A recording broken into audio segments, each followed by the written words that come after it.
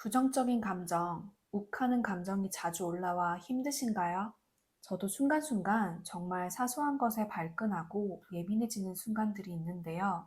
작고 큰 문제들이 계속 누적되는 피로감에 결국 제 자신이 힘들고 피곤하더라고요. 이런 순간적으로 올라오는 부정적인 생각은 의식적이라기보단 평상시에도 편도체가 과도하게 활성화되어 있기 때문에 습관적으로 나타나는 일련의 몸의 작용이라고 합니다. 그러니 우리는 너무 자책할 필요가 없습니다.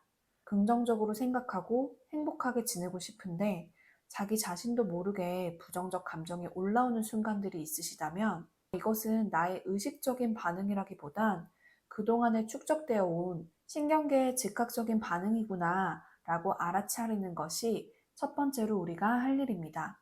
너무 자책할 필요 없이 조금 동떨어져서 나를 지켜보는 연습을 하는 것이 좋습니다. 이 영상을 통해 어떻게 대처해야 하는지, 왜 내가 지금 화가 나는지에 대한 원인을 찾고 감정을 조절하는 방법을 전달드리도록 하겠습니다. 가보로마테 박사의 19년도 논문에 따르면 우리가 어떤 일을 받아들이거나 수용하지 못하고 분노를 만들어내는 데는 고정관념이 가장 큰 이유로 작용한다고 합니다. 우리는 순간적으로 무시받는 느낌이 들거나 본인의 예상에 어긋나는 상황을 직면할 때 정확한 근거도 없이 최악의 스토리텔링을 하게 되면서 분노를 만드는 그 사건에 의미를 부여하게 됩니다. 예를 들어 오늘 3시 친구와 만나기로 했는데 친구가 약속 장소에 나타나지 않았다고 해보겠습니다. 전화도 받지 않고 카톡도 읽지 않고 나타나지 않는 친구에게 화가 나기 시작합니다. 약속 장소에 나타나지 않는 친구가 연락이 안 된다는 사실에 바로 분노를 느꼈다면 그것은 당신이 가장 최악의 이유를 떠올리고 그 이유로 친구가 오지 않은 것이라고 단정을 지었기 때문입니다. 건강한 대처법은 다음과 같이 생각을 해보는 겁니다. 친구는 지금 핸드폰을 잃어버려서 연락을 취할 수 없는 곤란한 상태이거나 크게 다쳐서 응급실에 갔거나 정말 피치 못할 사정이 발생했다는 것을 우리가 알았다면 그렇게까지 화가 나지는 않았을 겁니다. 그러니 분노의 원인은 친구가 약속 장소에 연락도 없이 안 왔다라는 사실이 아니라 친구의 행동이 무책임하고 나를 무시했다라는 느낌에 화가 나는 겁니다. 화를 잘 내는 사람은 어떤 일에 대해서 최악의 가능성을 생각하는 습관이 있다고 합니다. 누군가 나를 무시하지는 않을까 하는 늘 두려워하는 마음이 있기 때문에 조금이라도 그렇게 해석할 수 있는 일이 생기면 상대의 행동이 나를 무시해서 일어나는 것이라고 단정짓기 때문에 화가 납니다. 그렇게 우리는 욱하는 마음이 들었을 때 유독 내게 까칠하게 구는 사람들을 만날 때 공감의 질문을 던져서 상대의 입장을 헤아리려는 노력을 해야 합니다. 발생한 사건에서 약간 떨어져서 상대의 생각과 감정, 의도를 파악하려는 노력을 하는 것만으로도 우리는 즉각적인 분노를 조절할 수 있습니다. 상대는 왜 이렇게 하는 걸까? 어떤 생각과 감정을 느끼는 걸까? 나라면 어떨까? 와 같은 진심으로 상대를 공감하려는 질문을 던져보는 겁니다. 우리가 분노를 참지 못하는 것은 사실은 상대의 입장을 잘 알지 못해서인 경우가 많습니다. 모욕감을 느끼거나 욱하는 기분이 든다면 무엇 때문에 상대가 그런 행동을 했는지 생각할 시간을 가져보세요. 행여 내 예상과 공감의 노력이 상대의 상황과 실제와는 다르다고 할지라도 곧바로 감정을 드러내지 않는 것만으로도 우리는 유익을 얻습니다. 곧바로 감정을 드러낼수록 적대적 분위기만 고조되기 때문에 즉각적인 반응은 나에게도 결국 더 큰 상처를 입게 합니다. 공감할 수 있다는 것, 상대방의 입장을 헤아릴 수 있다는 것은 그만큼 성숙하다는 것입니다. 누군가는 나를 기분 나쁘게 하고 까칠하게 구는 사람에게 나도 똑같이 대갚아야 된다고 생각해요. 또는 상대가 선을 넘는데 왜 나만 평화적이어야 하나요? 와 같은 이의를 제기하기도 합니다. 맞습니다. 때로는 우리가 의도적으로 화를 내는 것이 상황상 더 좋은 선택이 될 수도 있습니다. 하지만 대부분의 상황은 모욕에 복수하기보다는 무시하는 편이 좋다고 합니다.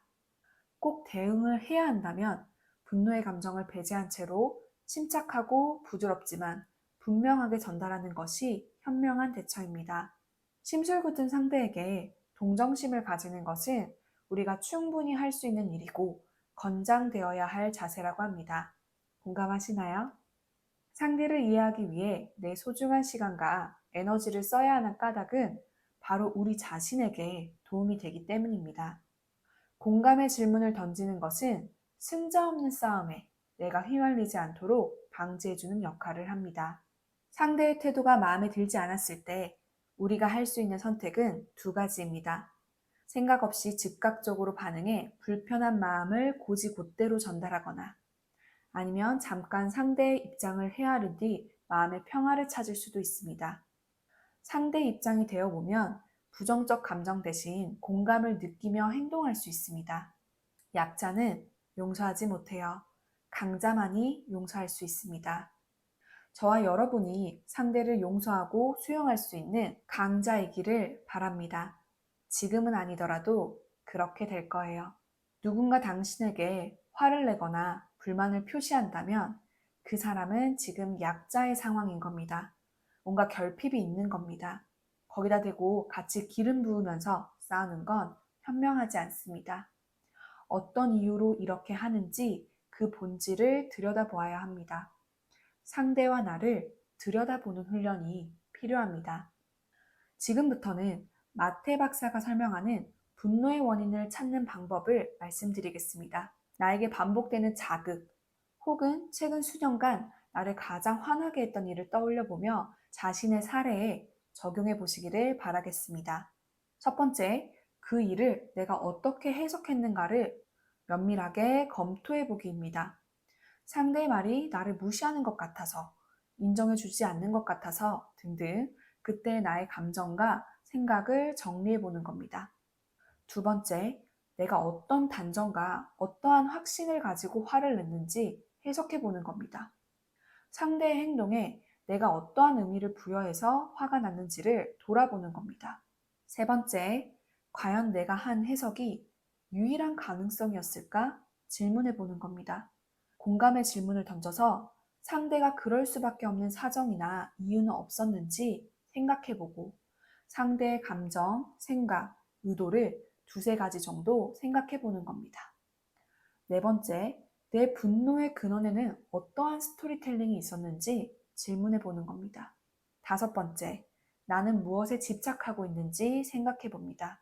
상대의 행동에 그럴 수도 있지, 그러면 어때? 라는 관점으로 바라봅니다. 내가 당연했다고 생각하는 집착을 놓아버리는 것만이 분노와 두려움으로부터 자유로워지는 길이 열릴 것입니다.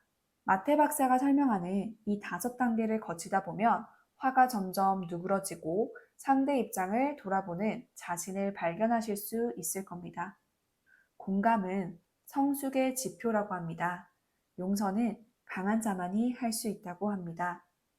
우리가 성숙해져 가고 단단해져 가는 과정 속에서 나의 내면을 잘 돌아보고 긍정적 스토리텔링을 하는 훈련을 하면 어느새 우리의 뇌는 건강한 신경망을 가지고 쉽게 긍정의 삶을 살아갈 수 있을 겁니다.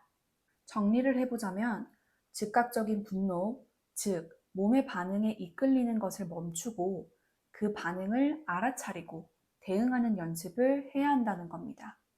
공감의 질문을 던져서 상대방의 생각, 감정, 의도를 파악해 보려는 노력을 하고 평상시에 내가 어떠한 스토리텔링을 하는 사람인지 관찰하다 보면 어느새 부정적인 감정보다는 긍정적 감정이 익숙한 우리가 될 것입니다. 저는 전문가도 아니고 대단한 사람도 아니지만 어떻게 세상을 바라봐야 우리 자신이 편안하고 행복할지를 고민하고 생활에 적용하고자 노력하고 있습니다. 영상을 시청하시는 분들께도 이러한 저의 인사이트와 책 리뷰를 통한 정보가 유익이 되시기를 바라는 마음으로 영상을 제작하고 있습니다. 여러분의 삶이 여유롭고 풍요롭게 되시기를 진심으로 바랍니다.